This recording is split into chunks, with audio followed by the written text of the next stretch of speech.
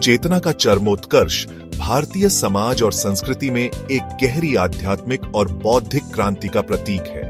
यह प्रक्रिया तब से शुरू हुई जब समाज ने अपनी परंपराओं और विश्वासों की आलोचना करना शुरू किया और समाज सुधार की दिशा में कदम बढ़ाया।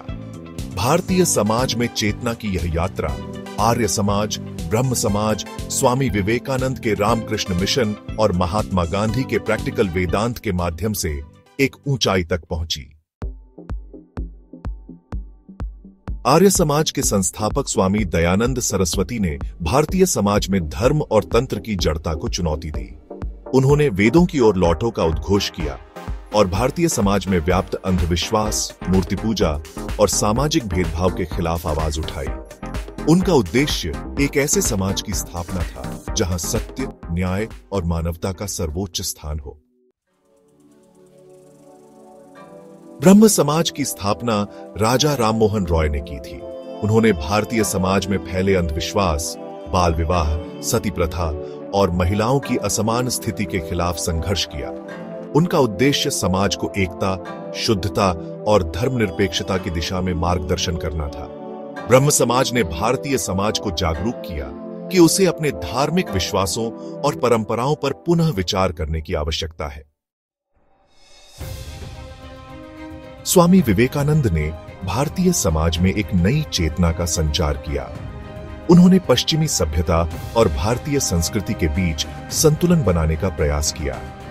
स्वामी विवेकानंद ने प्रैक्टिकल वेदांत की अवधारणा प्रस्तुत की, जिसमें उन्होंने वेदांत के सिद्धांतों को जीवन में लागू करने की बात की।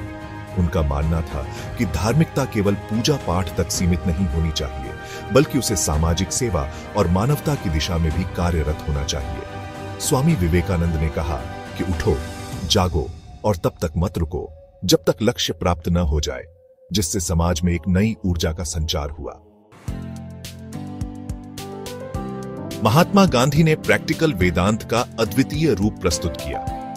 उनका विचार था कि वेदांत के सिद्धांतों को केवल किताबों में नहीं, बल्कि जीवन में उतारना चाहिए। गांधी जी ने सत्य, अहिंसा और कर्मयोग को भारतीय समाज के लिए एक मजबूत आधार बनाया। उन्होंने यह सिद्ध किया कि आध्यात्मिकता और सामाजिक कार्यों का एकीकरण ही असली समृद्धि की ओर मार्गदर्शन करता है।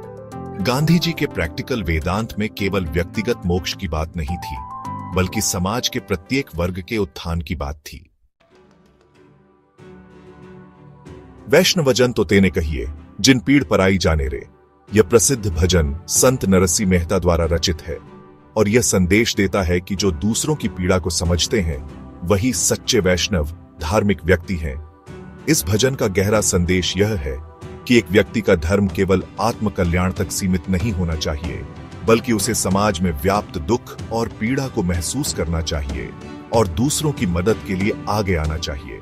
यह दृष्टिकोण वेदांत की प्रैक्टिकल भावना से मेल खाता है, जिसमें आत्मज्ञान के साथ साथ समाज के प्रति जिम्मेदारी भी निहित है।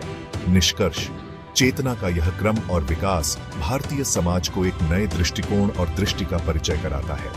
आर्य समाज, ब्रह्म समाज, स्वामी विवेकानंद और गांधी जी के विचारों ने भारतीय समाज को जागरूक किया कि धार्मिकता, आध्यात्मिकता और सामाजिक सुधार का रास्ता एक साथ चलना चाहिए। वैष्णवजन तो तेने कहिए का संदेश हमें यही सिखाता है कि दूसरों की पीड़ा समझना और उनका उत्थान करना ही सच्चे धर्म का पालन है। यही चेतना का चरमोत्कर्ष है, जब व्यक्तिगत आध्यात्मिक उन्नति के साथ साथ समाज की भलाई की चिंता भी साथ चलती है।